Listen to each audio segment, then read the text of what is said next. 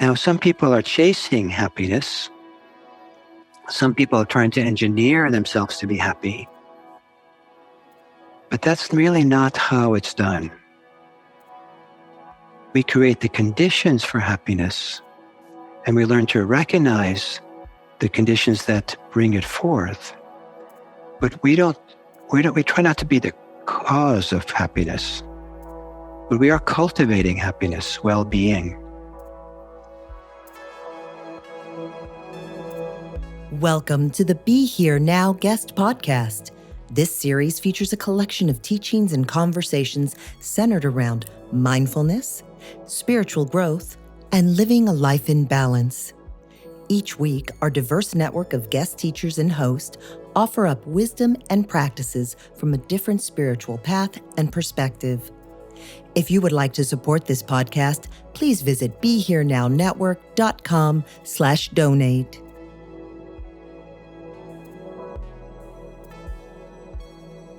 So I very much like the metaphor of a journey, that the Buddhist practice is taking us on a journey.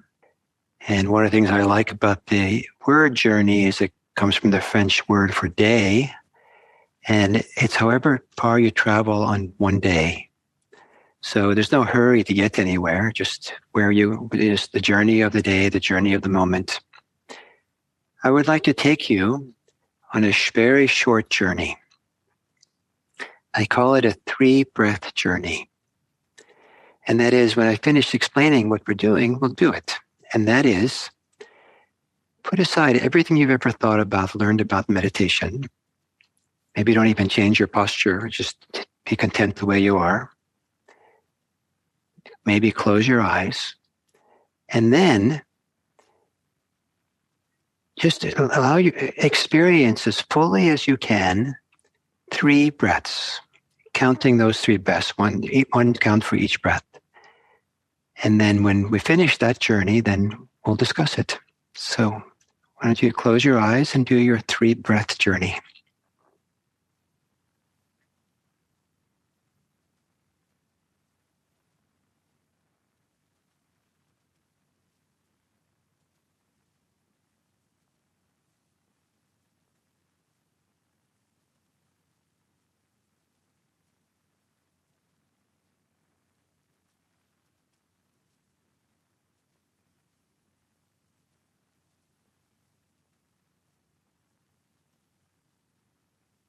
And then when you're finished, you can open your eyes.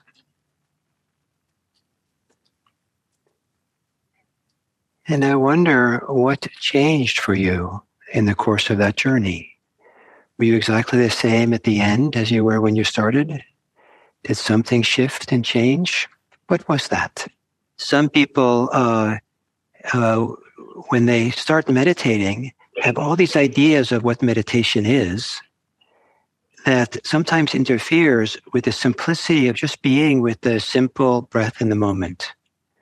And some people find that this 3-breath journey is a way of kind of putting aside meditation, ideas of how it's supposed to be, just being very simple and just being with the breath in and of itself, that there can be a shift in 3 breaths. But if we have 45 minutes to meditate, sometimes there's a whole 45-minute idea, and that we're supposed to do this big project, and there's so far to go, and I'm just beginning, and it can interfere with the simplicity of just being there for 3 breaths. The 3-breath journey can be done anytime in life. You have 3 breaths standing in the market line, waiting for your turn at the checkout counter. It can be done before you start eating your food. It can be done before you start meditating. It can be done in the middle of a meditation session. So just to be mindful of 3 breaths, be present for it. Once upon a time, there was a new novice monk who came to the monastery who was eager to practice, but then was introduced to some kind of practice. But then was introduced to mindfulness practice. It was a new thing for this monk, this novice. So the novice asked the abbess, "When am I supposed to be mindful?" And she answered, when it's the best alternative. If you have a better alternative than being mindful, maybe don't bother being mindful. But when mindfulness is the better alternative, please be mindful. And sometimes, there are times when if we're honest with ourselves, what we're doing with our minds is not necessarily the better option, the better alternative. And as we learn the art of mindfulness, how it can be done, it's possible to learn that more and more it's actually one of the best alternatives going. It's a way of being present and with some kind of clarity, where the clarity itself is not weighed down by attachments, by burdens we carry on our shoulders, by shoulds and shouldn'ts, by big projects. It's the radical simplicity of just being present is a simplicity that is not weighed down by those things. Whereas too often in a human life, the alternative to that kind of attention does involve some kind of stress, some kind of clinging, attachment, some kind of pressure, some kind of lost in an imaginary future, or reviewing a past. That sometimes it's nice to do those things, but over time, the qualitatively best place to be is to really feel like you're present, aware, here and now. And as the practice of mindfulness grows, less and less will appear to be the better alternative to mindfulness. More and more mindfulness will seem like the better alternative. But it's not an alternative that rejects things or turns away from things. It's actually an alternative that's, and kind of to use a metaphor in a sense, that's big enough to hold all of our life. So it's an alternative that just makes room for everything, as opposed to an alternative that rejects something automatically. So the 3-breath journey maybe is a better alternative to what you can be doing with your time for those 3 breaths than many of the other things you're thinking about doing or you are doing. Then the question is, in the time it takes 3 breaths, are you willing to give yourself to the 3 breaths? Or is the not so good alternative much more compelling? What is the attraction to it? What's the gravitational pull to it? What's the stickiness that might keep us in our preoccupations, concerns, fantasies, stories that we're living, all kinds of things? This is a fascinating thing to discover and practice. To discover, why is it, if we know that there's something better to do, why don't we do it? Why do we stay, ruminating, stay repeating the same stories sometimes, the same criticism, the same kind of deflating kind of thoughts? So this is a very serious question that I think practitioners have to grapple with and deal with. And the lawyers of the mind will come along and argue, their case for why you should be attached. And it's kind of, if you pardon me, maybe I don't want to be challenging your mind in some unhealthy way or disrespectful way, but it's kind of ridiculous that when just for 3 breaths to the better alternative, that you wouldn't do it. Maybe. So as we practice mindfulness, awareness practice, we start appreciating more and more what a great alternative is to other things we could be doing. And as we feel this alternative that we can do, we're lucky. We're lucky we know something better, and we're lucky that we have a practice to approach that better way of being, to practice that better way of being. It's a tremendous good fortune. And so as people get a better sense, more and more sense of that, this is good. The honesty of mindfulness, the clarity of mindfulness, the three-dimensional ways in which we enter into the present moment more fully, it's good. There can arise a kind of appreciation of that, even a delight, even a joy, even a sense of kind of, wow, I have good fortune. How did I end up discovering this? And this is one of the many forms of Dharma joys that can arise. As we do this practice, what we're cultivating, one of the things we're cultivating is well-being. And I use the word well-being as an umbrella term for the things like delight, gladness, joy, happiness, contentment, bliss, ecstasy, rapture, warmth,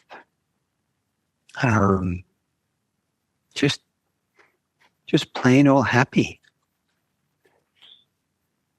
There's a whole bunch of these positive emotions, and these are part of the path. These are supportive for the unfolding. And when I was a Zen student, they never told me that. And in fact, Zen always seemed so stoic and strict and serious when I practiced it.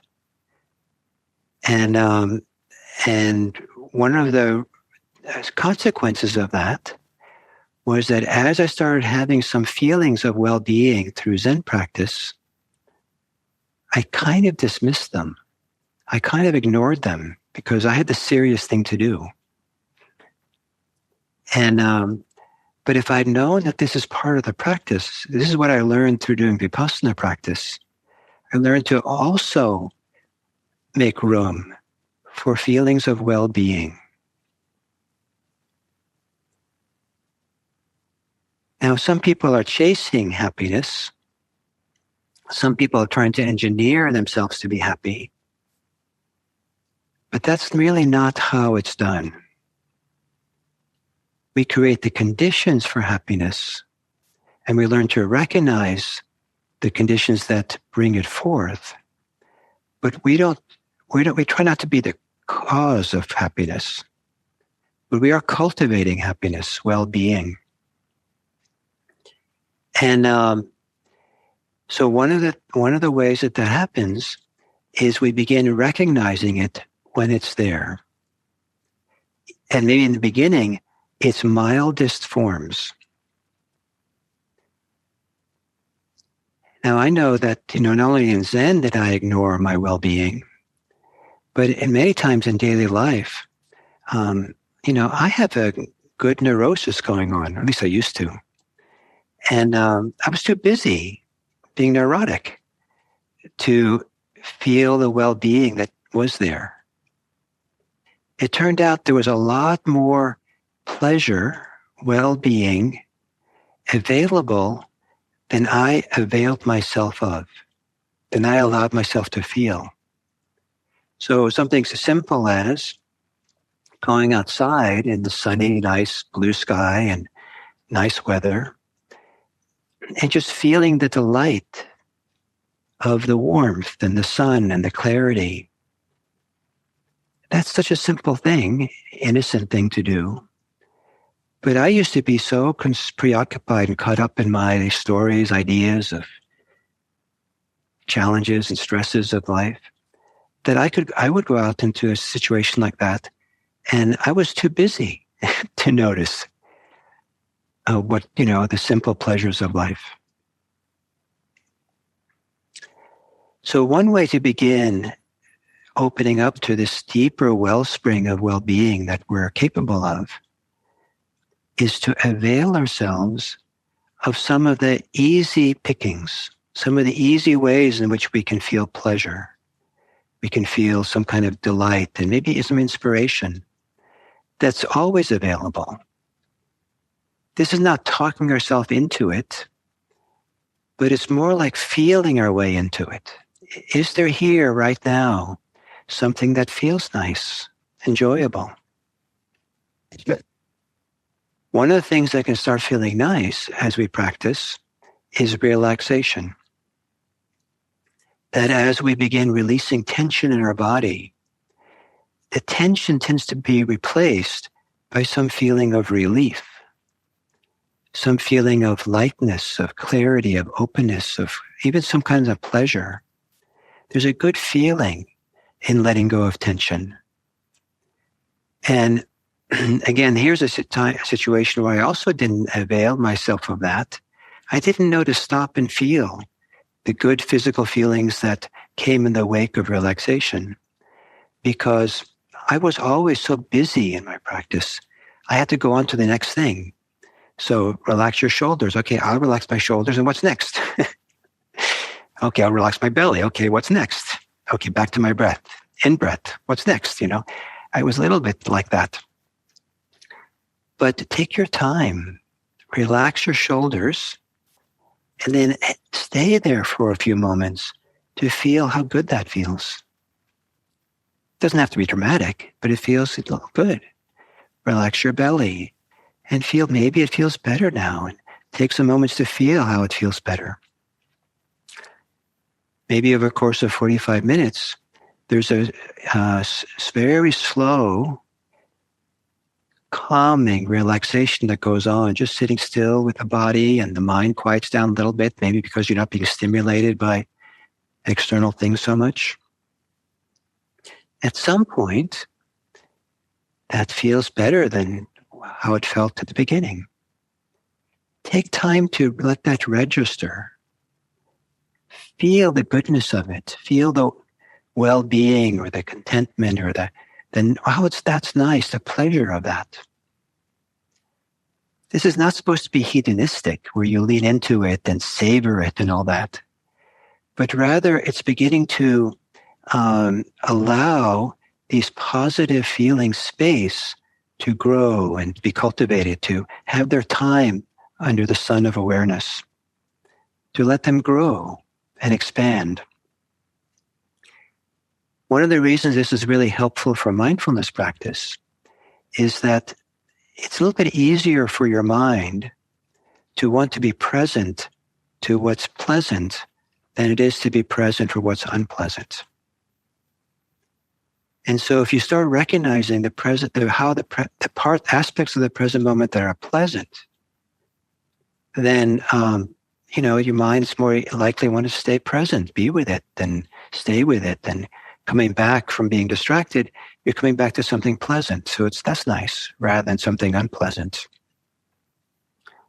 Some people now hearing this, though, might try too hard to only experience pleasure, only experience what's good, and kind of, blinders on, or get all tense, staying tight to what's pleasant. That doesn't work either.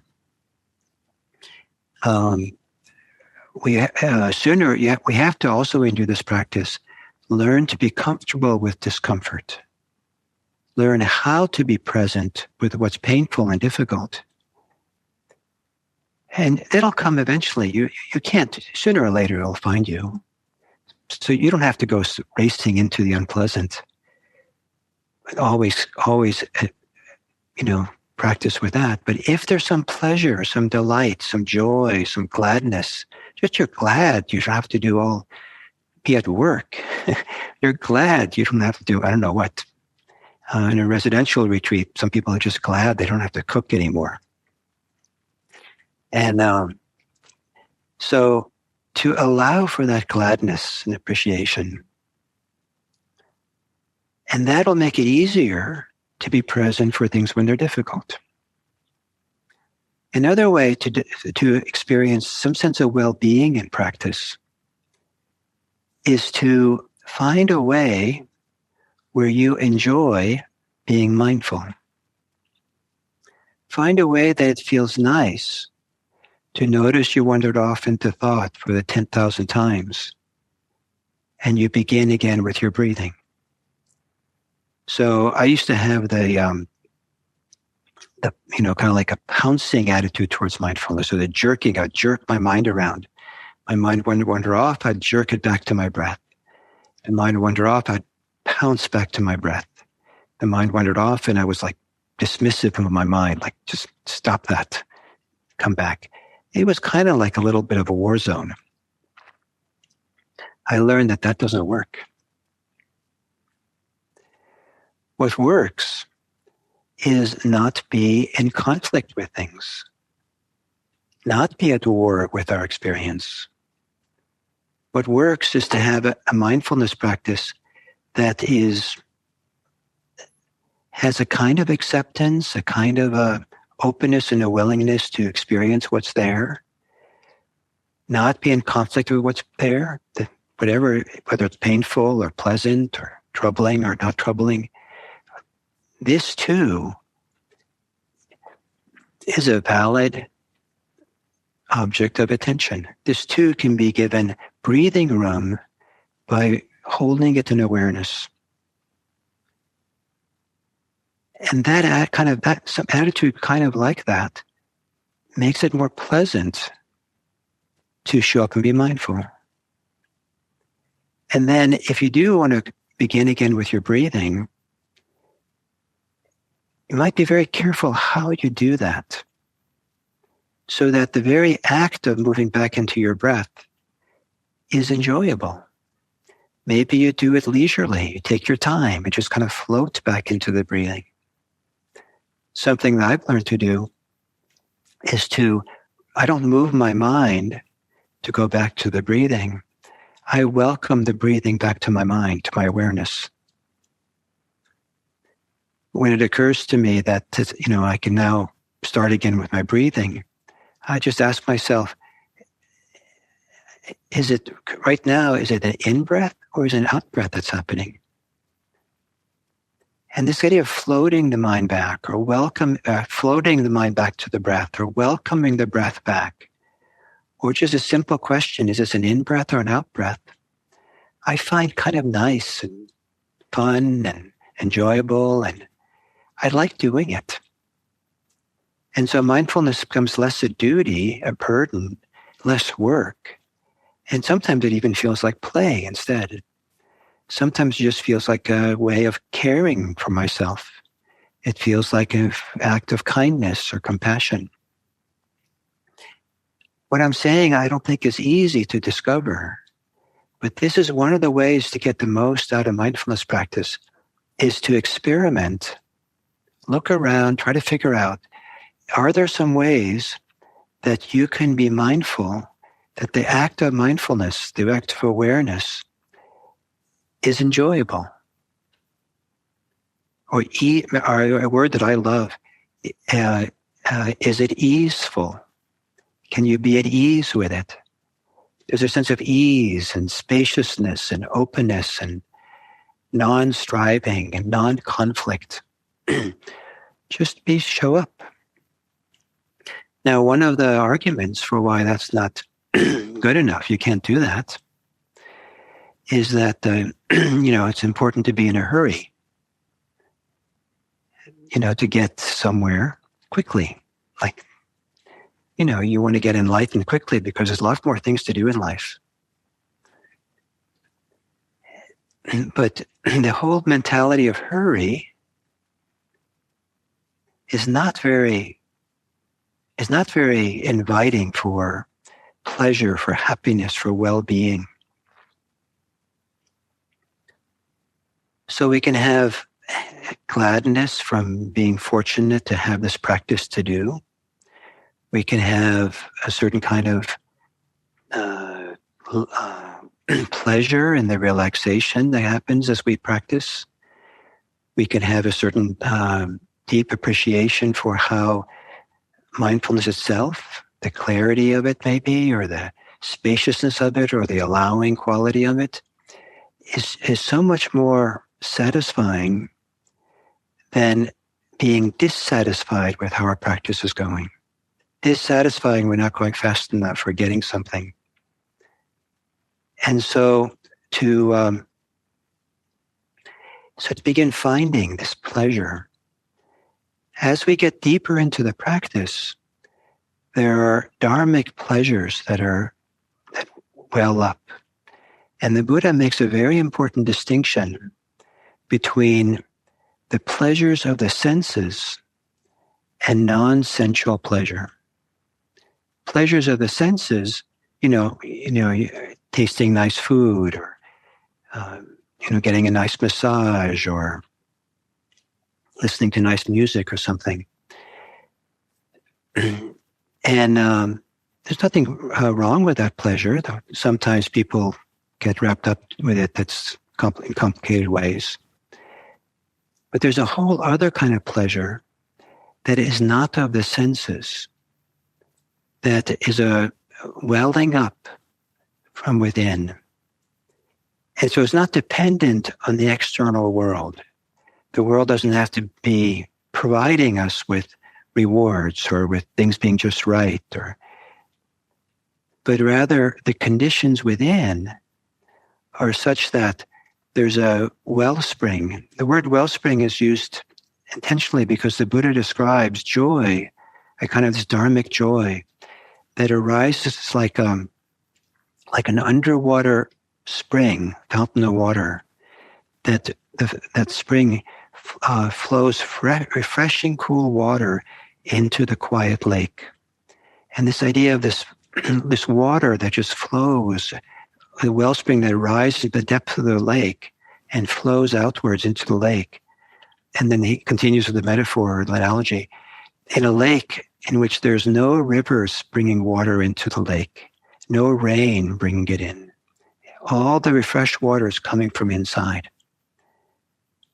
So this is what he's using this analogy for is for what it can feel like inside when we get settled enough and engaged in this simple practice of mindfulness, but in a focused way, a stable way, a steady way. It makes room. It kind of begins to evoke this deeper sense of satisfaction, deeper sense of joy and well-being, deeper sense of contentment that has a source that's non-sensual. The Buddha said about this kind of joy, that this is a joy you don't have to be afraid of. So I don't know if any of you ever was afraid of joy, but in case you are, this is a kind of joy it's not to be afraid of. And what does it take for this deeper, non-sensual joy or pleasure to arise? One of the conditions for it is making space for it. If we're claustrophobically involved with all our thoughts and concerns and challenges of life and ambitions and fears and all things that people have a lot of, it's not like, I don't want to disrespect the challenges of what our life conditions and what it brings us in terms of how their mind works. But our preoccupations make things claustrophobic. And we don't have room to experience more fully what's here. How do we make room to experience well-being so it has a chance to surface and come? One of the ways is to practice mindfulness of the body. Turns out that being present in your body, having the ability to feel your body and rest in the somatic experience, the physiological experiences of the body, is a way that we give the body room for well-being to flow through us. A more deeper kind of Dharmic joy and happiness that's possible is experienced through the medium of our physical body. So if we're living from the neck up in our head, it's certainly possible to have mental pleasure, fantasies or problem solving or things. But oddly enough, for the Buddha, the kind of mental pleasure of thinking fantasies or solving puzzles in your mind is considered sensual pleasure. But if we can drop below the neck and give time to feel our experience, our physical experience, it's kind of like giving breathing room in our body so there's space for something to begin to unfold and move. At first, it might not be pleasant. Many of us will have a backlog of unresolved emotions and feelings that are just sitting there under the surface, hoping for the day that the day will come. Well, they'll have a chance to flow forth, to come forth and be seen and have their time to kind of evolve, dissolve, whatever they need to do. Some people don't want to experience their body because then they have to touch into these difficult places that they've been avoiding sometimes for decades. But it's kind of the ticket that if you want to let your body become your friend, that allows you to begin experiencing so many beneficial states, you have to first open to your body and be willing to befriend your body. And if what the body wants to show is grief, befriend the grief. If what it wants to show is rage, befriend the rage. If what it wants to reveal, let yourself make room for that. But befriending it does not mean indulging in it, collapsing into it. It doesn't mean believing it. It just means that you're a kind, non-judgmental friend sitting on the park bench with someone who is troubled and challenged and struggling. You're not justifying, you're not judging, you're not trying to fix your friend. You're just there to be with your friend. And so in this mindfulness practice, sometimes we become our own best friend, sitting on a park bench, allowing these things to emerge and being mindful of them. So sometimes that has to happen as we open to the body. But as time comes, some other feelings of well-being will begin filling your body as well. One that came to me early on when I had all these unresolved issues, griefs that I had to kind of, allow for time for, there were times in my early retreats that I sobbed. I remember how surprised I was by, as much as I was suffering, that something about just allowing for it to move through me on retreat. It was a feeling of rightness. It felt so right. It felt so true. This is true. And it feels right to make room for it and just to really be there and experience. It felt right. And that feeling of rightness then traveled with me in other circumstances where there was times where I ended up being with people who horrible tragedies happened to them. And I was there either as a witness or as a support or something. And it was heartbreaking. But it was true. And I wouldn't say there was pleasure, but there was feeling, this is right. There's a rightness here. If it's happening, it feels right to be a witness. It feels right to attend to it. And that feeling of rightness I put under this category, this umbrella of well-being. Yes, this is hard, and it's right, it's appropriate, it's good that I'm here for it. And then as we continue practicing and making room in our body to experience what happens in the body, then we can start feeling more easily the good feelings that come when we relax, when we let go of tension, the good feelings that come when we feel a deep satisfaction, good fortune of being able to do the practice, the good feelings that comes when we feel the support of a sangha, community that we're practicing with, maybe.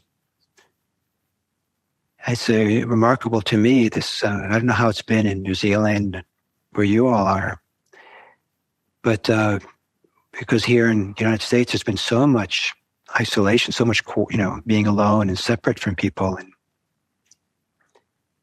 I've been surprised now that we're starting to come together a little bit. The way in which it's nourishing to be together with other people in a way I didn't know because I just took it for granted. I kind of like, it was just like, it was always there, the nourishment, so I just didn't even see it. But now, having spent 2 years where I haven't been personally with many people at all, starting to be with people again, it just feels something different is happening. And I feel so grateful for this practice of mindfulness of the body that allows me to sense and feel that nourishment. It feels like it comes in through the pores. Feel it in the marrow of our bones. Kind of glowing in the muscles and tendons. Yeah. So I hope that this talk doesn't discourage you because it seems so far away to experiencing anything like what I'm talking about. I hope rather that you find yourself content to open up to the small pleasures that's here as you practice. That you allow yourself to experience the small joys, the small delights, the small happinesses that might be here, but you've often overlooked. And that you begin experimenting with how you can be aware of something, so being aware itself has a pleasure in it. And try out different ways of being mindful. Some people really like being intimate and feeling closeness to experience. Some people actually find it at certain times much more pleasant if they step back and observe things from a distance in their mind's eye. One is not any better than the other. Each one is right for the individual, for the circumstance. Some people find there's more enjoyment in the practice when they're really feeling their experience. Some people find more enjoyment from clearly recognizing what their experience is, using mental notes. Some people find they get more pleasure from the experience by lovingly hooking their attention onto the breath and just letting the breath take the lead, but kind of be harnessed to it and not allow yourself to kind of slip off the breath and just kind of, being massaged with the breath, or letting the breath massage you, or imagine the breath, the inhale and exhale is kind of like a hand rhythmically petting a cat. And just as you pet the cat, it starts purring. Staying with the breath, almost like you're being stroked in a nice way until you start feeling the purr of just kind of settling in, relaxing into the breathing, just breathing. That's all that's going on.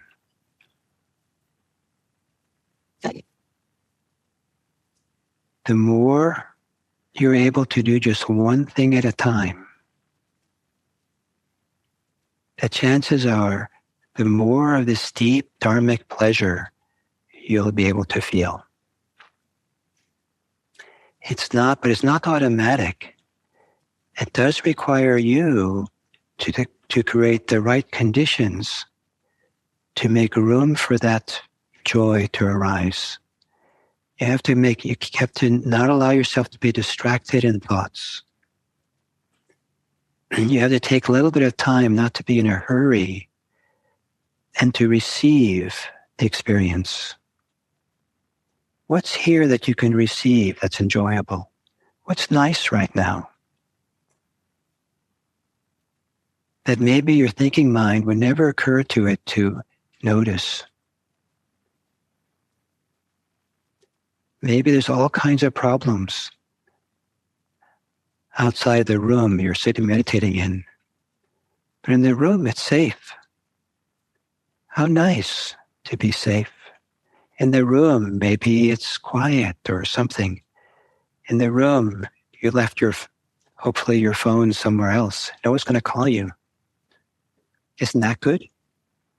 I don't know. So each of you will find your own way. So all the examples I've given today, I'm hoping what they do is point to something that you can translate into your own way of being in this world.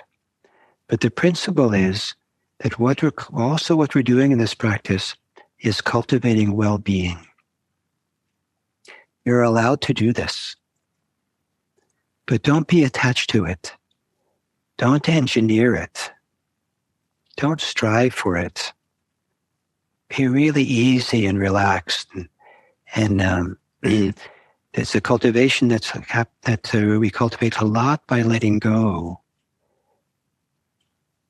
and opening up and feeling through the body what happens in the wake of letting go, what happens in the wake of relaxing, what happens in the wake of really being present for what's true and the rightness of the moment.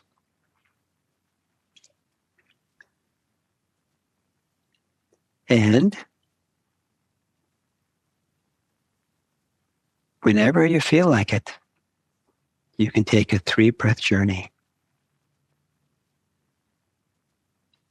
May it be a good alternative for you to carry along with you.